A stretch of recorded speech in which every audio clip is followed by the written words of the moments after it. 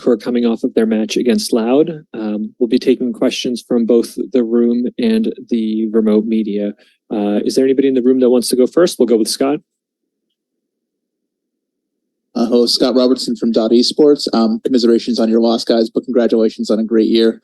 I had a question for Coach Mini, actually. Earlier this event, you described sitting in smokes as frustrating and an underdog tactic. I wanted to see if you could define what exactly underdog tactics mean to you, and if Loud utilized any of these in their 2 victories this series, or this tournament.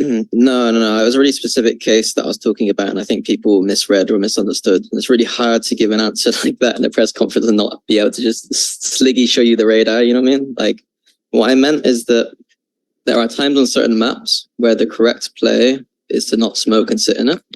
That some teams use that because they know they can minimize, like if you're going to go against Alpha, would you rather take a clean duel or would you rather sit in a smoke? Obviously, they play the Viper Harbor Loud do, and that is required in this kind of comp, but they do it really well. Like, it's not like they're just trying to minimize like Jake and Jules for South here. So it's a very specific moment I meant that like some teams, they don't macro properly. They just throw a smoke and then try and sit in it if we're executing. And that caught us off a few times against some of the weaker teams. Thank you. We'll go next to Ganesh from Strafe Esports. Conversation on the loss, guys. Obviously, this wasn't the end any one of us were expecting, being fans of Fnatic. But it unfortunately, this is how it ends. So after it was a great year, obviously. Second, first, second, fourth, and fourth now. Can I get some parting words from all of you? Something to say to your fans and something to like conclude the great year you had. Thank you everyone for the support. Yeah, I mean, we had a great year. So champions, our performance, our form wasn't good enough. And, you know, like playing Loud, they're a great team. So yeah, just thank you everyone for the support. We'll be back next year and we'll try it again, I guess. We'll go to the Razor. Hi, this is a question from the Valorant competitive community. To Mini or Boaster. Following the map vetoes, the general consensus was that Loud was advantaged in this series due to their strong performances on all 3 maps. It also looked as if Loud had a very strong preparation against you guys on the maps you played. In hindsight, do you think it would have been more favorable to float or even pick Pearl for the first time going into this match? That's great. Absolutely fucking not. we haven't played Pearl. Like, why would you play Pearl? Like, I love Reddit analysts, man. Like, why would we play a map that we haven't played all year? Like, the veto process this event for us, this game, was pick the maps that we're good at, and they're good at them too. And we got a really good showing. Unfortunately, we looked like dog shit on Split, but like, you know what I mean? Like, the other 2 maps were pretty good. Yeah, we would have loved to have played a bind, but we got 13-1 by DRX. So like, what are we supposed to do? And then our Lotus, they literally like, they've clearly prepped really well. They obviously stole some of our ideas and kind of made them better in some cases maybe.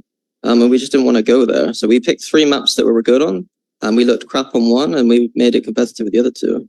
And we beat them on Ascent, which is like, they're supposed to have like a 90% win rate on defense or something stupid, and we like took them there. So people will talk shit, but like ultimately they don't have to sit here and do the job. So yeah, it is what it is. We wouldn't have won on Pearl. Thank you. We'll go to Brandon next. Hi guys, Brandon with esports.gg. This will go to Chronicle. Earlier press conferences in the year and the other events, you know, you're very straightforward with, you know, kind of being in the moment, not too worried about past accomplishments, you know, ready to kind of lift the trophy at hand rather than talk about, you know, what happened in the past. So I just would like to ask you, you know, having won 2 tournaments this year, with it ending at champions here, are you kind of looking at the year sort of in a failing light, or do you believe it was, you know, an accomplishing year, kind of right in the moment now? How are you feeling?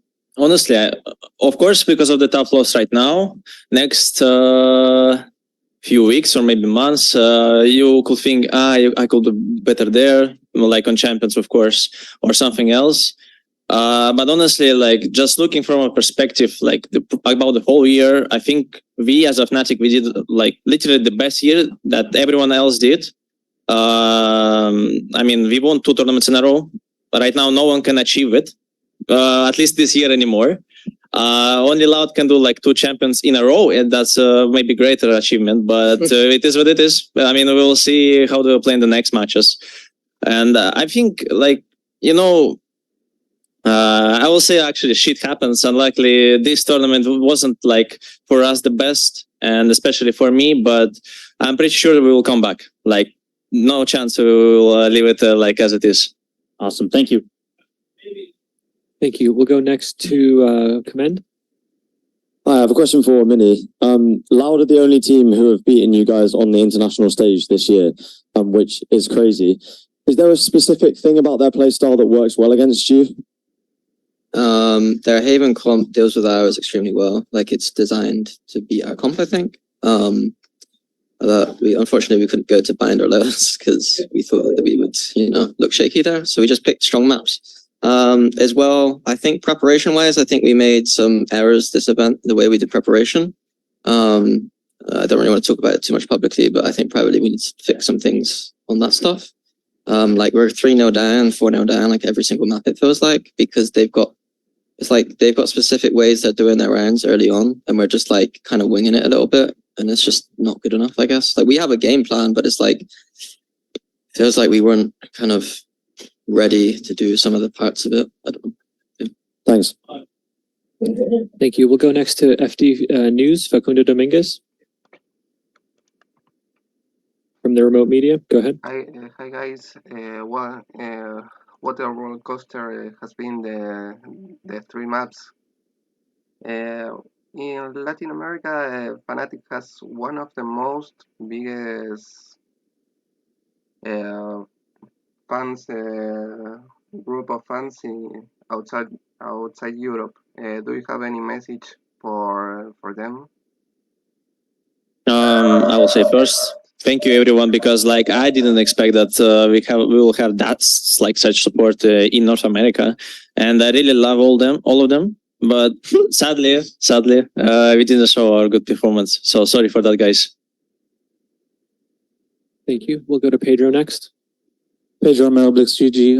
Got a question for Boaster. It's sort of in line to previous questions, but I want to know your perspective as to what went wrong within the series overall. Was it because you guys didn't do enough from your end that could stifle Loud's performance, or how did you view the struggles from your perspective?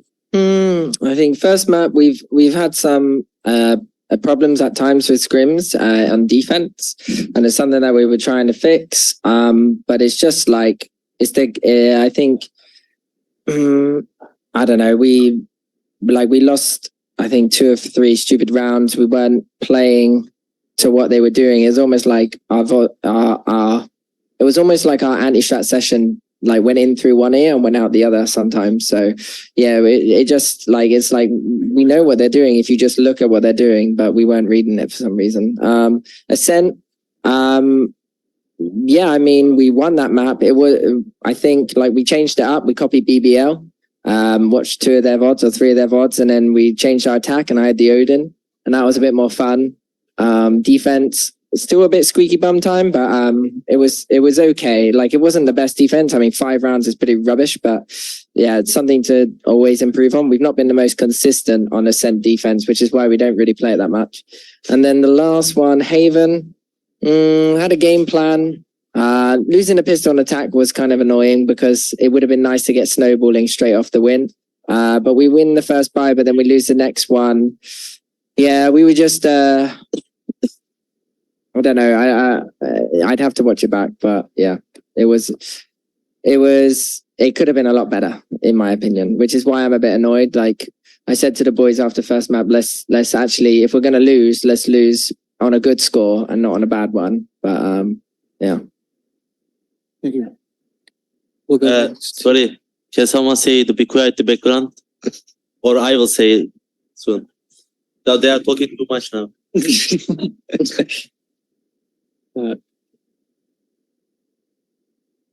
We'll go next to Nicholas Rocher from Directo Bogota. Thank you. My question goes to Boaster. At the beginning, it looked like a friendly match, and then it was more tense.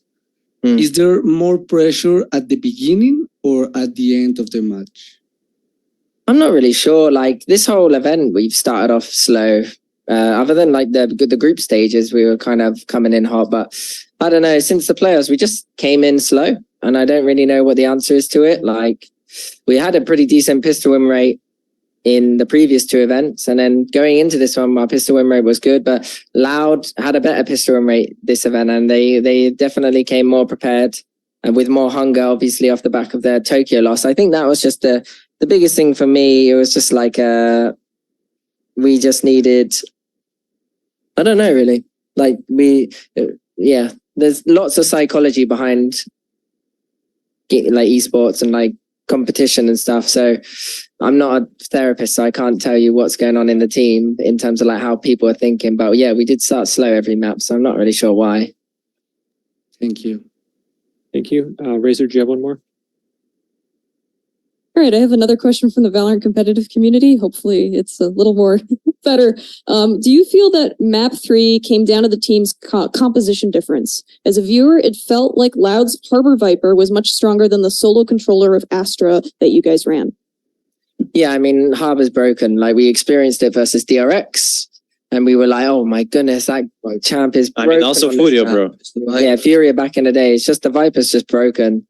Yeah, like, if no changes, everyone's going to be running her. So, yeah, I mean, we had the game plan on attack. Like, the first gun round, in the smoke, we win that round. Second gun round, yeah, we just got caught in stupid ways. And then, like, when they did a spit, we just didn't do the plan, I feel like sometimes. It was weird rounds.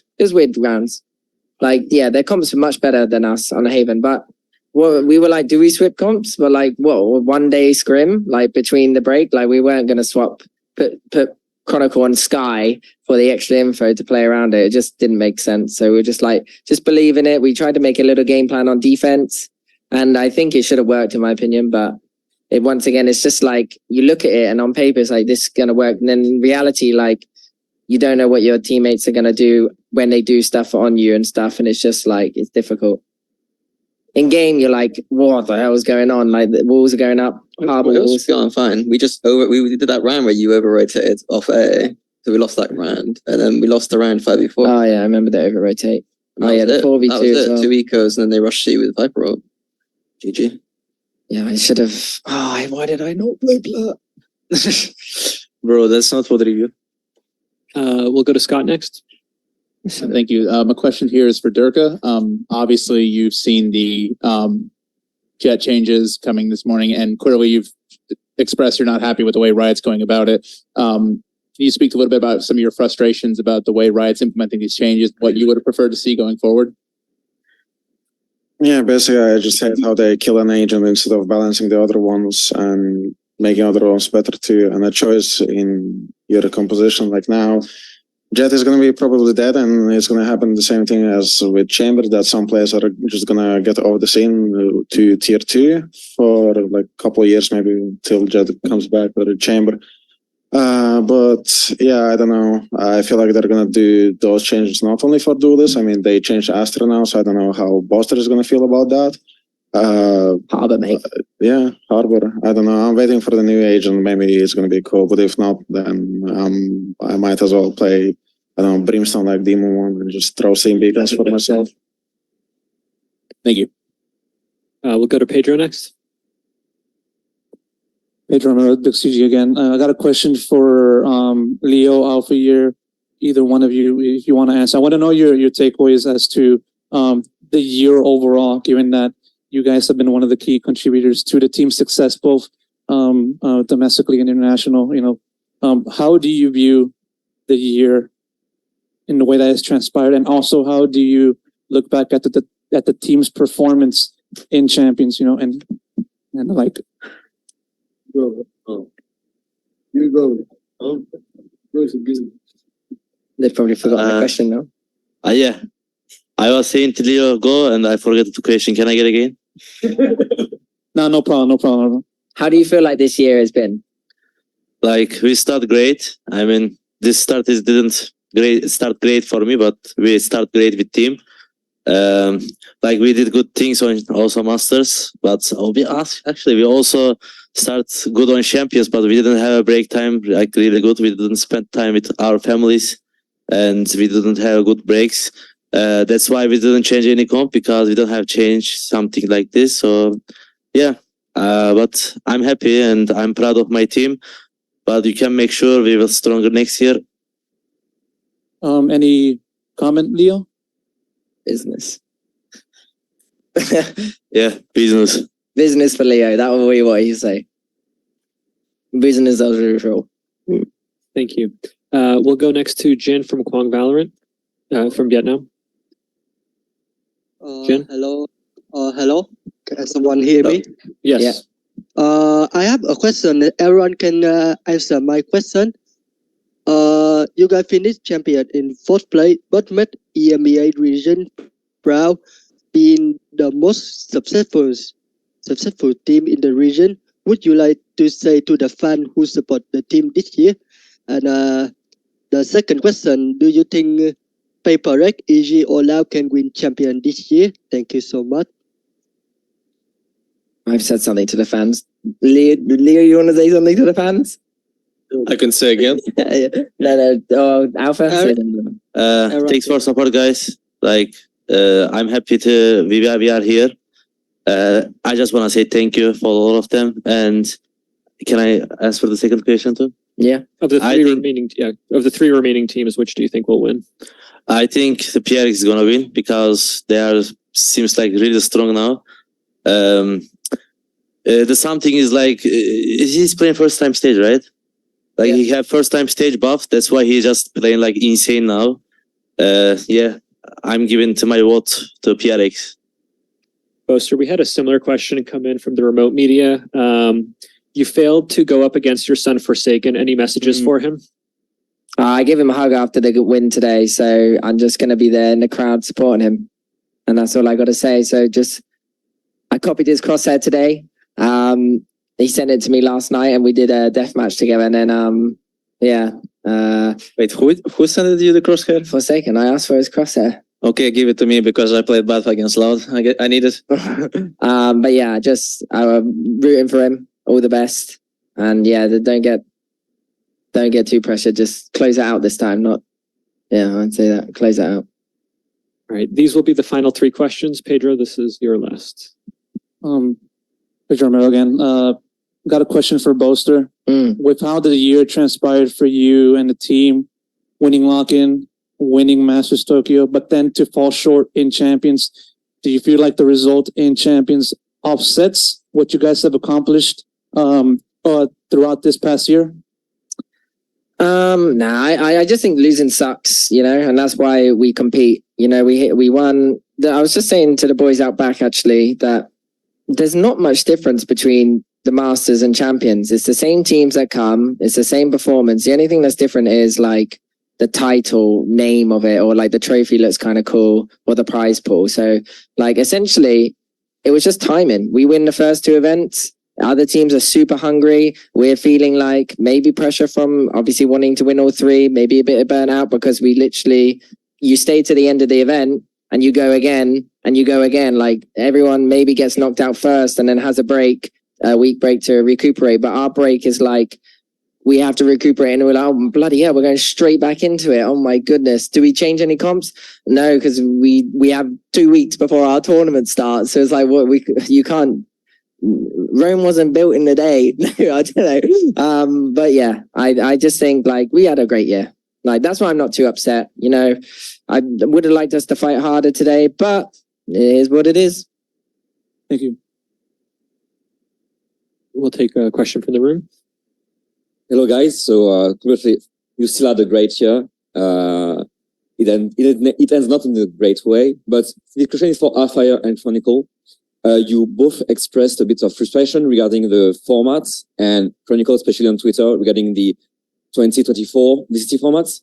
What would you need from Riot to make it better? Honestly, I will say first, I think some people misinterpreted my words, kinda. I say that I want the longer season. I say that I wanted to play the whole year, but just like with some like mid-season breaks. So the whole team can compete for the whole year, and they will not be like in rush like we. Like you can see, like in the previous answers to previous questions, we say that we don't have time to prepare, and I mean it's just like annoying for the team, like who just like able to qualify for every event. So like they're skilled enough, they're just giving you no chance to be stable, to be consistent. And also, like, there is a bigger risk of burning out. Like, everything could happen with you during this time, I would say. So, like, the only thing I will really want to is just like slightly like more time between like tournaments, so I can actually prepare, for example, or my team, like whoever. So it will be the best one decision, I think. Yeah, that's it. Thank you. All right, and we'll have Razor close us out. Final question from the Valorant competitive community to Boaster and Mini. Did the team's strict structure throughout the whole season, as opposed to a more flexible playstyle, impact your results? Given that you consistently used similar compositions throughout the season, do you believe that during this tournament, other teams began to decipher your strategies and timings? I think that it did impact our results this year. It meant that we won 2 trophies and came top 4 at Champions. I mean, like, you look at other teams that change too much and it's awful. I would agree that there are things in our play that look like they can be prepared against. But it's not like we're not doing the same to Loud either. Like, Loud have tells on every single map the same we have tells on every single map. But because they win, that's the question. And if we won, the same question would have been given to Loud. So it is what it is. Thank you. Fnatic, thank you so much for taking the time to speak with us today. Yeah, no worries.